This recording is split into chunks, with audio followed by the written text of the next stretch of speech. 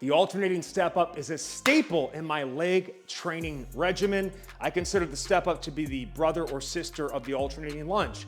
The step up is more glute and hamstring dominant, where the lunge is more quad dominant. So I like to mix between them for training variety, complete lower body development, and also preventing, you do too much lunging, it can bother your knees. So on a day where maybe your knee's a little bit sore, you did a lot of, heavy squat type work or jumping, a little more knee stress, I can go to the step up and get a little less knee stress, a little more hip stress. So it just gives you a way to kind of round things out. Now, let's talk setup. A lower box or step and a little bit more onto the toe gets more calf and quad, where a higher box or step with a flatter foot positioning and a more vertical shin gets more glute hamstring. So you can understand that too and how you set it up. But if I'm talking just kind of the classic setup here, I like it so the top thigh is about parallel to the floor, and we're gonna have a flatter foot positioning here, especially if we're gonna load up with bells. So if I wanna go more of a loaded strength emphasis, I grab a pair of bells. I'd start with a pair of 10 to 25 pound bells.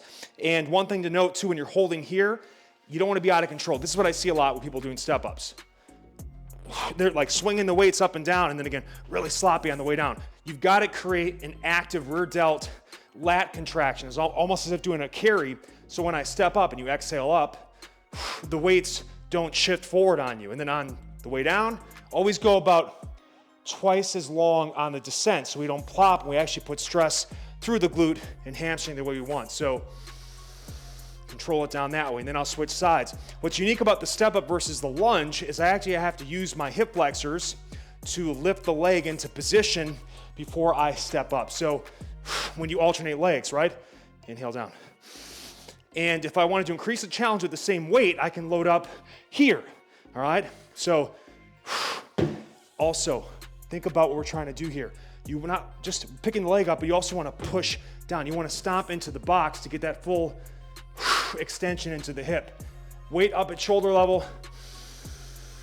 Get your trunk more upright for more quad stress. It also makes this weight feel almost twice as heavy as it would here. Now, if I wanted less strength, more kind of cardiometabolic, I could go body weight, and the big focus is a fast twitch fiber emphasis without even having to leave the box, especially if we have a ceiling issue. All I'm gonna focus on doing here, and I like to go opposite arm leg mechanics here, I'm just gonna power through, kind of stomp into the box, come up really quick, control it down.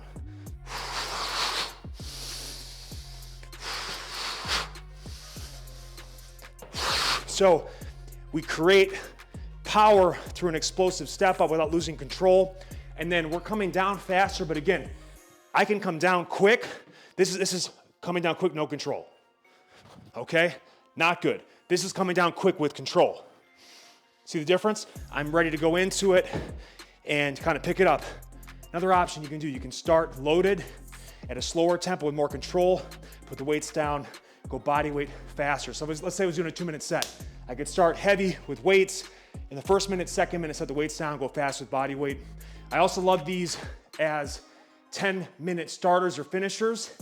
And in that case, you can just mix it every minute. Loaded, unloaded, or 5 minutes loaded, 5 minutes body weight, mixing tempo, load. Have some fun with it, but this is just a great way to finish a workout, start a workout, or get extra work on off days. Get your cardio up and get some serious leg gains. And because we're going one side at a time, we fix some balances and there's much less joint stress.